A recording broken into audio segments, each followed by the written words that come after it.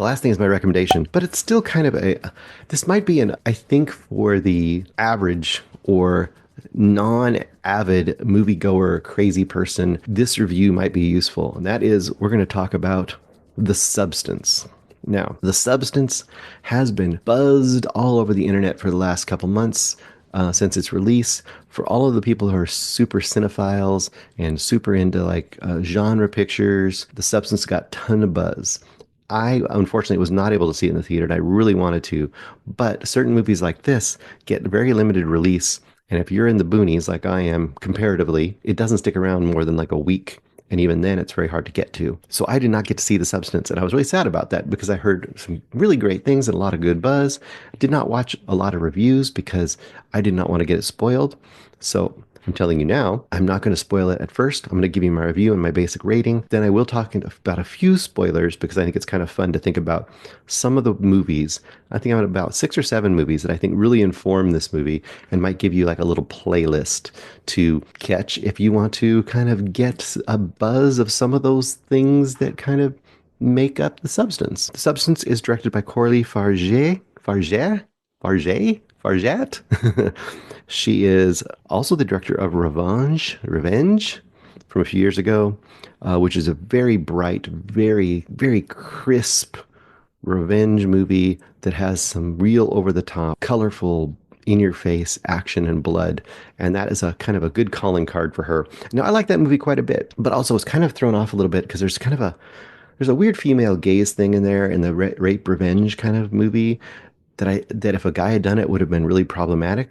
But I think there's an intentionality in what she's doing that I really understand and actually in hindsight appreciate even more in Revenge, especially after seeing The Substance, because The Substance deals with some very similar issues in a more overt way somewhat than Revenge did. This being The Substance, stars Margaret Qualley as Sue and Demi Moore as Elisabeth Sparkle and Dennis Quaid as Harvey. And there's more people in here, but those are the real big players in this movie. And I know this has been reviewed to death, so the review part is going to be pretty quick. Let's just say this is about an aging actress who is feeling the pressures of her fading beauty and her fading physical allure, and that has been kind of her calling card. That's what she's, kind of banked her whole life on.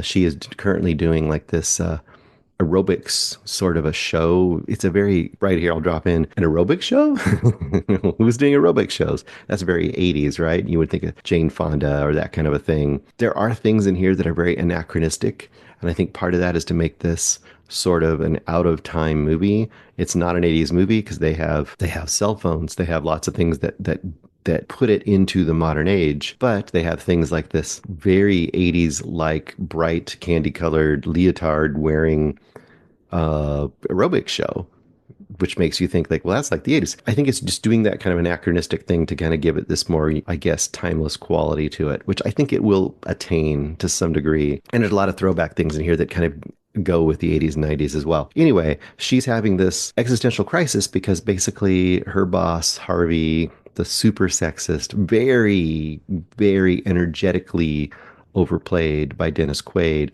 I mean, this guy is sexist with a capital S. He's the executive that essentially is just like, hey, you're over the hill, lady, while he grossly eats his food in our face and, talks on the phone while he's at the urinal and he's right in our face. He's always filmed with these really wide angle, like almost fisheye lenses, like just next to the camera, just to be like the most obtrusive and vile sort of, caricature of that kind of person. And he essentially says, you're done. You're 50. It's your birthday. Sorry. Happy birthday. You're fired.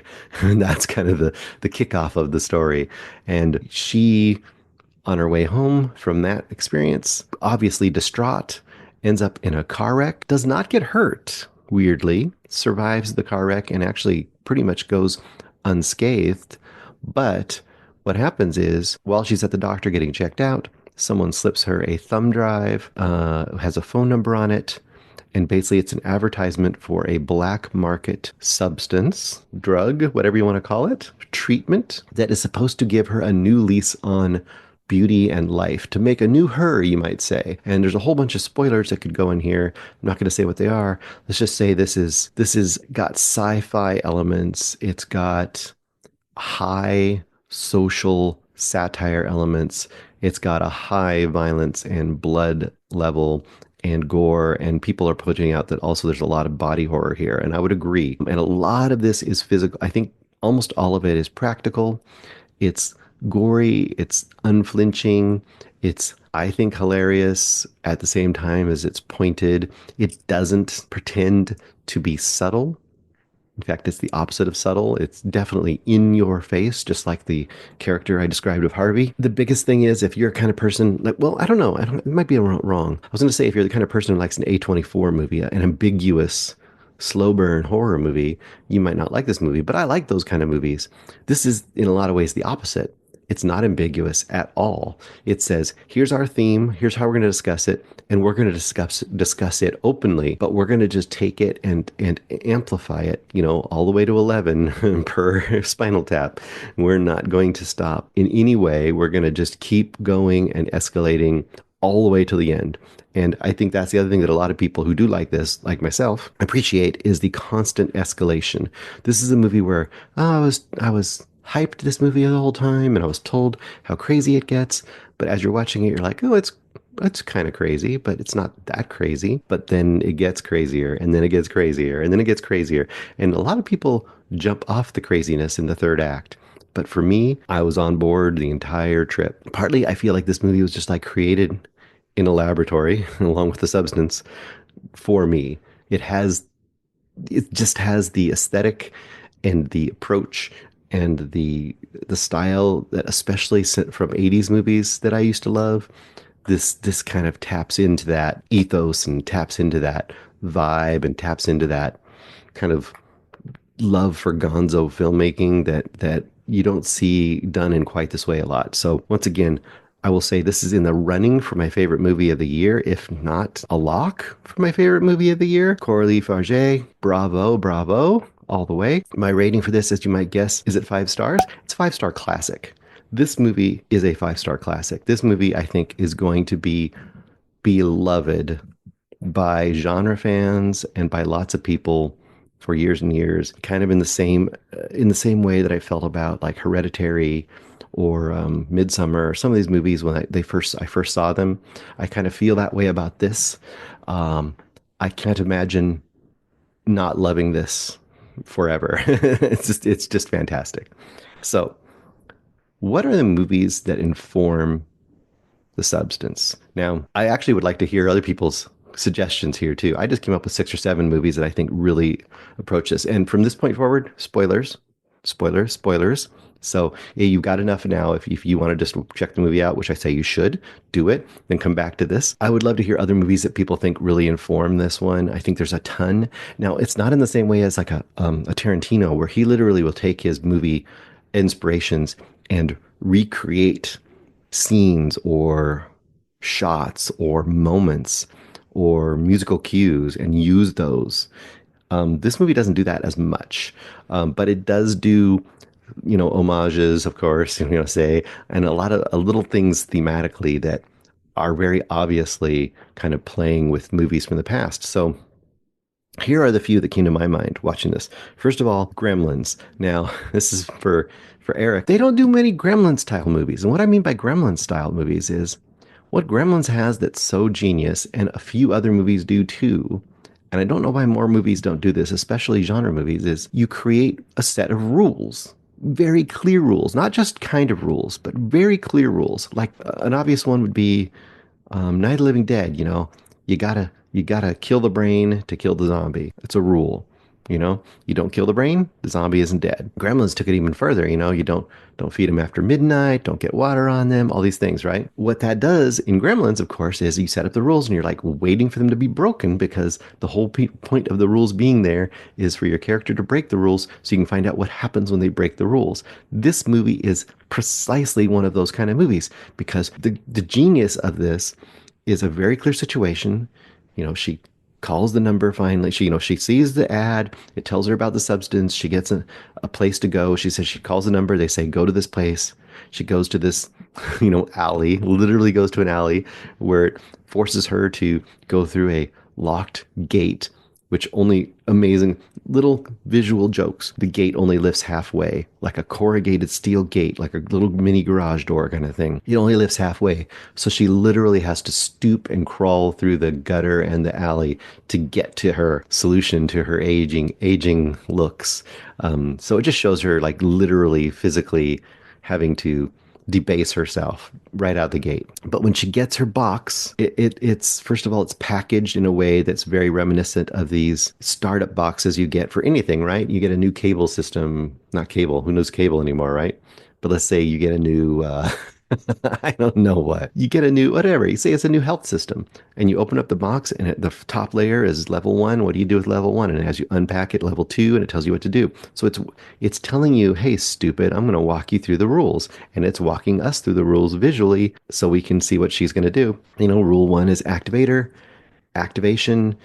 Only use it once. You don't know what that means, but you're curious, right? Storytelling. Rule two, or, open it up. The next rule is stabilization. Do this once a day. Okay. What do you have to stabilize? And once a day. And then after 7 days, you must switch. And there's like like a tube. Wait, switch? What? Oh, so once again, it's setting up rules. It's giving you questions right out of the gate that you want answered. What do these things do? It's going to show you what these things do. What happens if you do use the activator more than once? It's going to show you what happens if you do it more than once. What happens if you don't switch in 7 days? It's going to show you what happens if you don't switch in 7 days. So as a narrative device, absolutely satisfying. Okay, so that's the Gremlin setup. It also does a little bit of what I call basket case.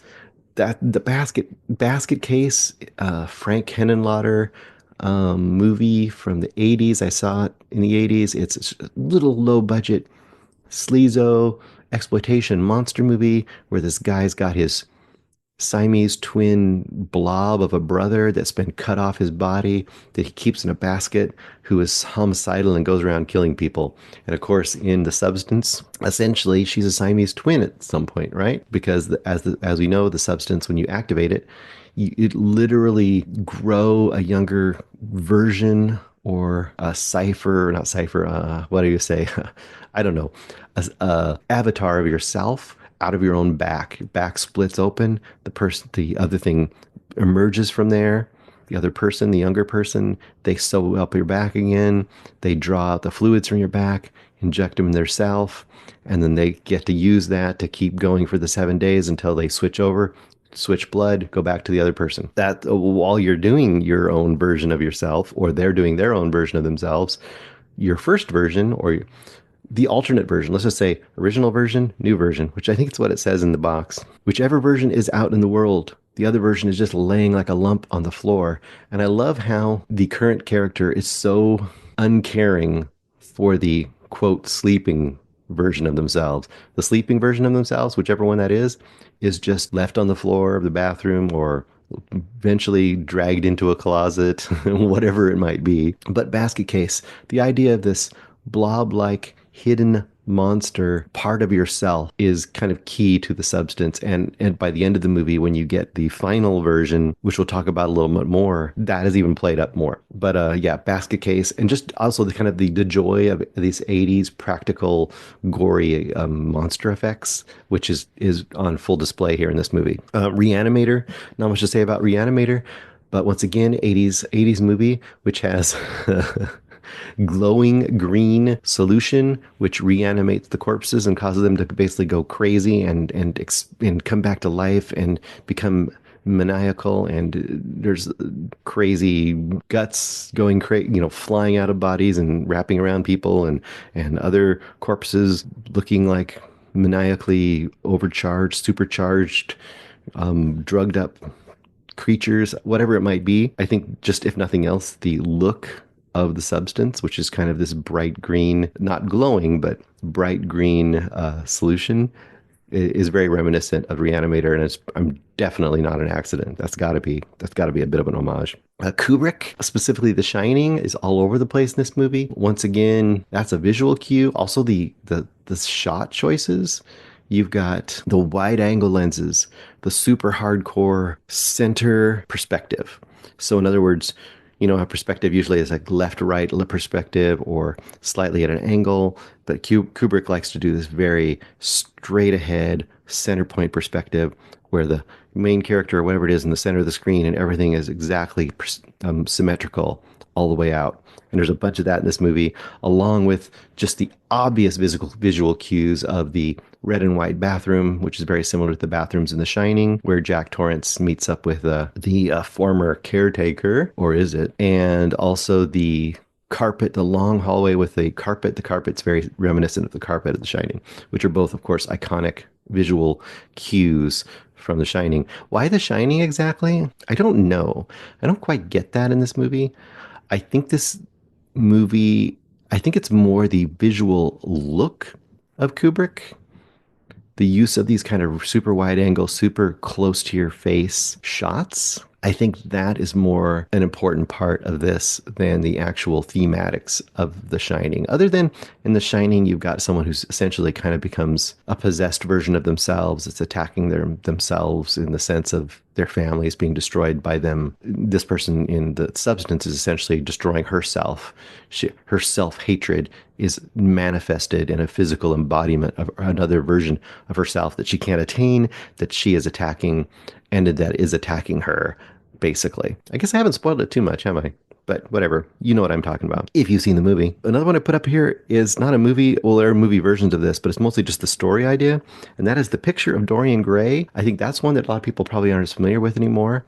But the basic concept of The Picture of Dorian Gray is that the man Dorian Gray is getting to live his young, successful life while all of his corruption and all of his age and everything negative and bad about him is being manifested in a portrait that he keeps hidden.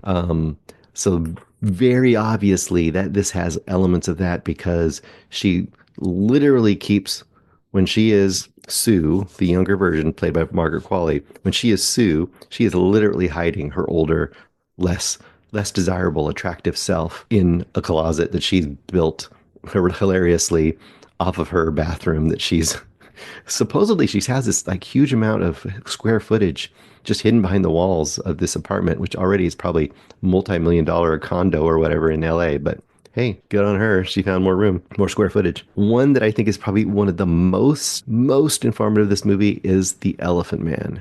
And there's obvious reasons, and there's a couple not quite as obvious reasons. The most obvious reasons is in The Elephant Man, of course, you have this physically deformed and hideous by the world standards person, creature, whatever you want to call it. Famously, he yells out that I am not an animal, I'm a human being. This whole movie is kind of about that, right?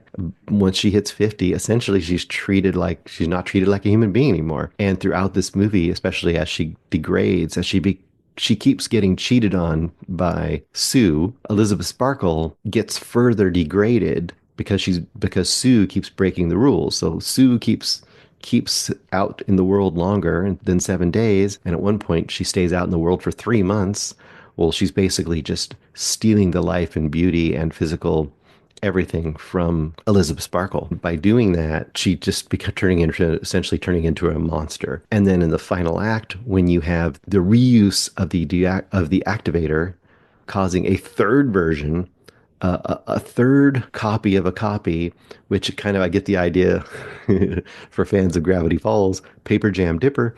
Uh, you know what I mean, if you know what I mean. The idea that you make a copy of a copy of a copy, by the time you get to the third, fourth, fifth copy, the clarity and the quality is a little bit worse every time. So the third one here, it's a little bit extreme. It's exponential, apparently, in the world of the substance, because then we get Monstro Eliza Sue. One of my favorite moments in movies, I think, is the intertitle card. Oh, that's another Kubrick thing, intertitle cards, because as you meet Sue, we get an intertitle card of Sue, but then at the last third, we get the intertitle card of Monstro Eliza Sue to literally tell us, okay, now we're just in full out monster movie creature feature land. And I love the fact that they have this just blob like thing like The Thing or something. What's another movie I could have mentioned was The Thing. Just twisted, mass of mixed up human flesh that is kind of human, that is a monster Eliza Sue, and they have these great moments where she, wanting to look as beautiful as possible still, so she curls the one strand of hair that's coming off of her monstrous head that has like an eyeball on the back and all this other stuff. And she slaps a piece of the poster of her former face, Elizabeth's former face, onto the front of this monster. Like the Elephant Man, she is paraded for everybody's amusement, but also jeered at as a monster. Also a little bit like Frankenstein, or a little bit like King Kong, or a little bit like the Hunchback of Notre Dame. She is out on there to be jeered at and to be, mocked by the crowd in a very overt and over the top way. Eventually, of course, there's the bloodbath. I'm not going to go through all of that, but there's a bloodbath and insanity. And then only the face is left of Elizabeth, the face and a blob of flesh slides across the ground. And this is once again where you get a little bit of the Elephant Man when it slides itself onto the star, a Hollywood star of herself. The last thing she's doing is staring up at the stars and smiling, in that she's finally content. She's finally free of the burden of her own body, really. And like the Elephant Man, its final moments, there's spoilers all over the place in this thing.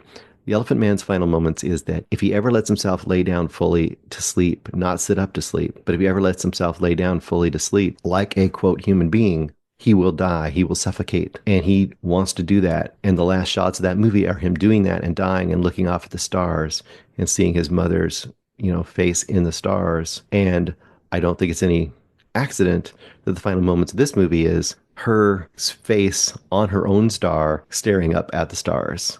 And is it highly symbolic? Of course it is. Is it also in your face? Of course it is. It's in her face too. But I love it. I love it. It's iconic. And if it's not iconic, then you're just not on board for this movie. The last thing I put in here, and then hopefully that's given you some good fodder, some good movies here, some good interesting things to go check out if you haven't checked them out, to kind of get a feel for what is making this Frankenstein of a movie. The last thing I have is just hagsploitation movies. If you're not familiar with hagsploitation movies, it's a terrible form of term, but it is what it is. These are movies especially made in the late 50s, early 60s, where former Hollywood stars, like glamour stars of the golden age, found a second life playing these hideous, monstrous, horrifying, dangerous, some version of that, like version of their character as an old woman. So it's like, it was kind of like this embodiment of the fear of age and the kind of the quote hatred of older women, and the reviling of the former beautiful starlets now being kind of subjected to be these monstrous, like, villainous characters. It was both a second life in acting for them, but also it kind of was an outward embodiment of what Hollywood does to these actors. And famously, you get actors like Joan Crawford, and you get actors like Bette Davis, and there's a few others I'm sure I'm not remembering, but those are the ones that kind of stick out as the most famous of those. Whatever Happened to Baby Jane, was The Nanny, Straight Jacket.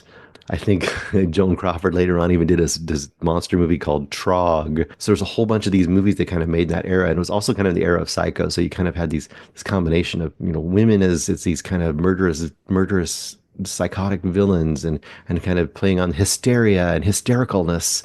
There's a lot of the stuff going on there. And this movie directly taps into that energy in a very conscious way. Wrapping it all up, there's a whole bunch of stuff in this movie on a just literally visceral level. It's awesome. If you want to get into all the thematics of aging and beauty and addiction and plastic surgery and, whatever you want to do, it works on all those levels too. Hollywood, it works on all those levels too. And if you just want to look at it in a technical, visual, special effects extravaganza, it works on those levels too. It's fantastic. I can't say enough about the substance. And if I had my way, we'd have more of these every year. I guess you can't just be that lucky, right? But I'd be very, very surprised if this is not my top movie of the year, The Substance. Hopefully, you guys enjoyed that or got something out of it. Please let me know if you have suggestions of movies that you think I totally missed that absolutely were informative of this movie. I would love to hear that because I'm sure there are a lot. All right, talk to y'all later. See you in the cinematic soon.